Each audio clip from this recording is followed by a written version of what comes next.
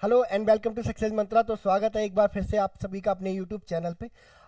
तो तुलसी गवाड़ एक नाम आजकल बहुत ज़्यादा डिबेट में है। पूरी दुनिया के न्यूज़पेपर, मीडिया रिपोर्ट एंड आपके जो न्यूज़ चैनल्स हैं वो इसको है ना एक्सटेंसिवली कवर कर रहे हैं। तो कौन है ये तुलसी गवाड़ एंड क्या इनको पोजीशन मिली है अमेरिका के एडमिनिस्ट्रेशन में, है ना। तो तुलसी गवाड़ को मैं बहुत समय से फॉलो कर रहा हूँ, है ना। तुलसी गवाड़ के बारे में अगर आप मुझसे पूछें तो एक ऐसी वुमेन जिसने अपने जो बेस है, अपना वजूद है, वो खुद बनाया है। ठीक है। और दुनिया भर की अगर वुमेन्स को इनसे इंस्पिरेशन लेनी है तो अगर कोई एग्जाम्पल मुझसे पूछे तो मैं तुलसी गवाड़ का एग्जाम्पल दूंगा। चाहे वो पॉलिटिक्स के फील्ड में हो, चाहे वो आर्मी के फील्ड में हो, चाहे किसी और अदर फील्ड में, है ना, डिबेट वगैरह, प्रोफेसर वगैरह बनने के फील्ड में हो, तो मैं तुलसी गवाड़ का नाम लेता हूँ। बहुत ही प्रोमिनेंट फिगर है अमेरिका की। अभी जो लास्ट जो इलेक्शन हुए थे जिसमें जो बाइडन जीत के आए थे, उसमें ये डेमोक्रेटिक पार्टी की तरफ से प्रेसिडेंशियल, है ना, कैंडिडेट बनने के लिए इन्होंने, है ना, खुद को नॉमिनेट भी किया था। बट जो बाइडन रेस में आगे निकल गए और वो प्रेसिडेंशियल कैंडिडेट बन गए डेमोक्रेटिक पार्टी के, है ना। आफ्टर दैट इन्होंने क्या किया कि जो डेमोक्रेटिक पार्टी है उसी टाइम पे छोड़ दी थी। 2 साल इंडिपेंडेंट रही और इस साल इन्होंने जो ट्रंप की जो रिपब्लिकन पार्टी है उसको ज्वाइन किया है। और ट्रंप ने पावर में आते ही इन्हें रिपब्लिकन पार्टी ज्वाइन करने का जो रिवॉर्ड है वो दिया है। और इनको अपॉइंट कर दिया गया है यूएस की इंटेलिजेंस का चीफ। यूएस की जो टोटल नेशनल इंटेलिजेंस है उसका चीफ इन्हें बना दिया गया है। यानी कि अब जो सीबीआई है, जो एफबीआई है, जो सीआईए है ना, जो अमेरिका की जो इंटेलिजेंस एजेंसियां हैं, है ना, उनकी सारी इंफॉर्मेशन, है ना, उनको हेड करने का काम अब तुलसी गवाड़ करने वाली है। ठीक है। अब तुलसी गवाड़ का यूएस का स्पाई चीफ बनना इंडिया के लिए जहाँ एक, है ना, अच्छी खबर है, और वहीं पाकिस्तान के लिए एक बहुत बुरी खबर है। अगर बात करें हम इंडिया के पर्सपेक्टिव में, है ना, तो अब ये काफ़ी प्रो इंडिया मानी जाती हैं। बिकॉज, है ना, एक तो इनका रिलीजन, है ना, हिंदू धर्म को फॉलो करती हैं ये, है ना। ऐसा नहीं है कि इंडिया से गई थी दैट इज़ वाई ये हिंदू धर्म को फॉलो करती हैं। ये इनके जो मम्मी पापा थे, है ना, पेरेंट्स थे, वो बॉर्न अमेरिकन थे।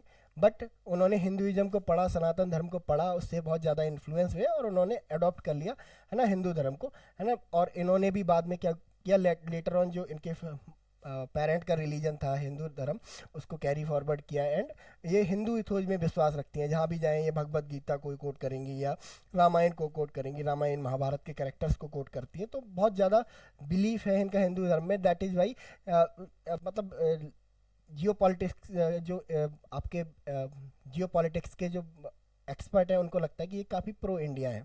ठीक है। तो इंडिया को काफ़ी हेल्प मिलने वाली है। किस फील्ड में मिलने वाली है? इंटेलिजेंस के फील्ड में बहुत ज़्यादा हेल्प मिलने वाली है यूएस से।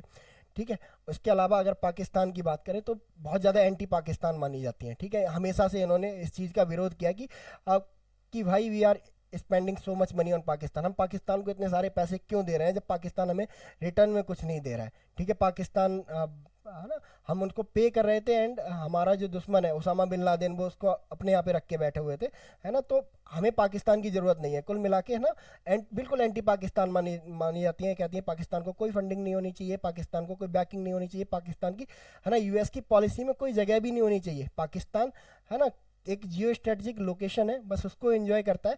बट अगर हम इंडिया के साथ अपने रिलेशन अच्छे करते हैं, है ना, तो ये जो जियो स्ट्रेटजिक इंपॉर्टेंस है पाकिस्तान की वो ऑटोमेटिकली क्या हो जाएगी, खत्म हो जाएगी। तो ये इंडिया सपोर्टर बहुत तगड़ी मानी जाती है, वहीं पाकिस्तान एकदम एंटी पाकिस्तान मानी जाती है।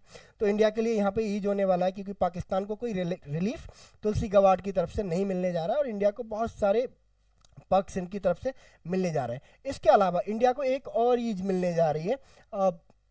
तुलसी गबार्ड को रशिया सपोर्टर भी माना जाता है। ये काफ़ी प्रो रशिया है ना। रशिया की तरफ उतना हार्ड स्टांस नहीं रखती हैं जितना बाकी लोग रखते हैं। तो ऐसे में अब इंडिया को ये आज़ादी मिलती है कि वो रशिया के साथ खुलकर काम करे और रशिया की जो इंटेलिजेंस एजेंसियां हैं उनके साथ मिलकर कोलैबोरेट करे, है ना। जिसमें उनका साथ अब कौन देने वाला है? मोस्ट प्रोबली सीआईए देने वाला है। क्योंकि बट ओबियस सी बात है ना, जब रशिया सपोर्टर है तो सीआईए, है ना, किसके साथ मिलकर काम करना पसंद करेगा? रशिया के साथ मिलकर काम करना पसंद करेगा। बट ओबियस सी बात है, रशिया और यूएसए जब मिलकर काम करेंगे तो इंडिया उसमें, है ना, इन्वॉल्व होगा ही होगा। तो इंडिया के लिए इंटेलिजेंस के फील्ड में बहुत ज़्यादा फायदा होने वाला है। इसके अलावा अगर बात करें, है ना, तो इन्फॉर्मेशन शेयरिंग के फील्ड में, है ना, बहुत सारी जो इन्फॉर्मेशन है, क्रिटिकल इन्फॉर्मेशन है, वो इंडिया के साथ शेयर की जाएंगी। बहुत सारी जो टैक्टिक्स हैं वो इंडिया के साथ शेयर की जाएंगी। तो कुल मिला के जो तुलसी गवाड़ है ना, उनका आना इंडिया के लिए, है ना, किसी वरदान से कम, किसी बूंद से कम नहीं है, एक ब्लेसिंग है। है ना, इंडिया के लिए और अभी जैसे जैसे अपॉइंटमेंट होंगी, ट्रम्प एडमिनिस्ट्रेशन आप देखेंगे, है ना, उसमें मोस्ट प्रोबब्ली आपको ऐसे ही लोग मिलेंगे जो ज़्यादातर प्रो इंडिया होंगे एंड एंटी पाकिस्तान होंगे, ठीक है। रशिया की तरफ उनका कैसा होगा, थोड़ा, है ना, माइल्ड मतलब इंक्लिनेशन देखने को मिलेगा रशिया की तरफ, ठीक है भाई। इंडिया चाइना रिलेशंस में बहुत ज़्यादा टेंशन आने वाली हैं दोबारा से, क्योंकि बट ओबियसली बात है ना, ट्रम्प जहाँ रशिया के फील्ड में अगर चलें तो रशिया के फील्ड में इंडिया को थोड़ी छूट देते हैं कि भाई चलो रशिया के साथ आप ट्रेड करो, है ना, रशिया से आप वेपन परचेज करो, है ना, बट चाइना के साथ, है ना, Trump totally anti China person है, ठीक है।